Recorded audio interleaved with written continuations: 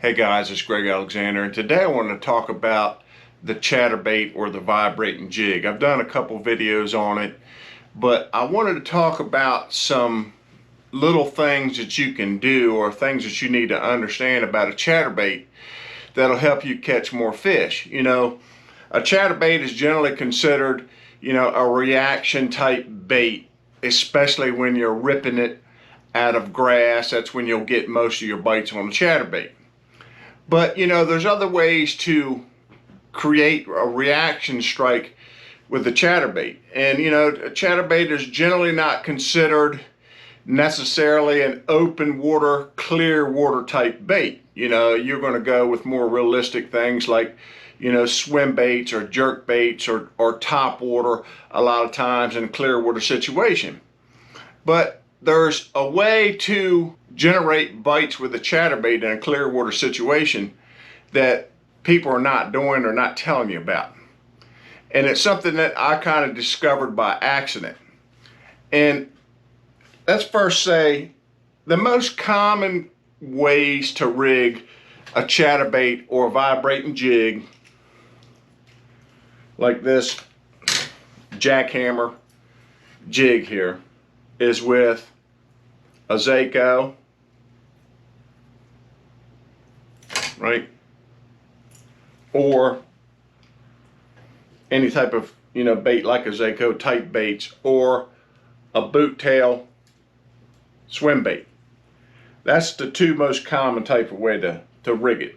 And then some people, in really dirtier water situations or around tannic water situations, a lot of times they'll throw like twin tails on the back, or a menace, or some type of hard flapping crawl bait on the back.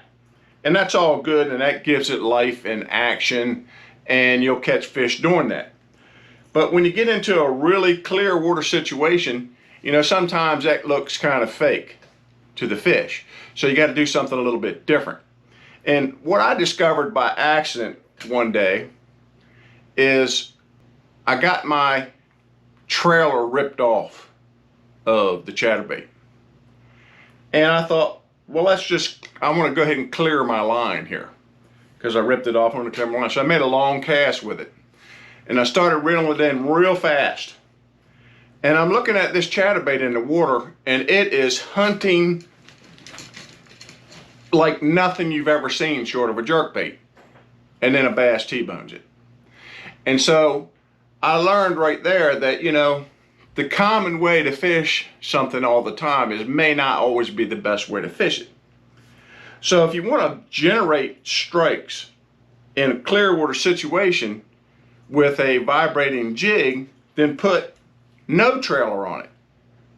Or if you feel like you need a trailer on it to give it a little bit more weight for casting, to maybe if you're skipping it or something like that, then take a piece of like finesse worm or something and bite a piece off of the finesse worm, whatever color. This is green pumpkin. You probably would use, maybe a lighter color or even a white trick worm or something like that on the back of a white green pumpkin for green pumpkin. But what that doesn't do, that trick worm, while it gives it the bulk, the ability to skip it, gives it a little bit more life and action, a little bit more minnow shape, it doesn't stop that bait from hunting.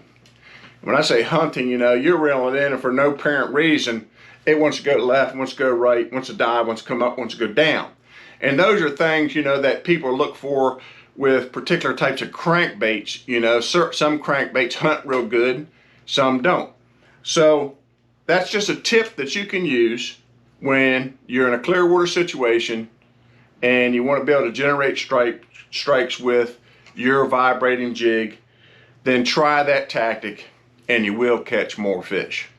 Again, if you watch my channel on a regular basis, please hit the subscribe button, the like button, the little alert bell thing. Share it with your friends, put a comment in the bottom, and have a blessed day.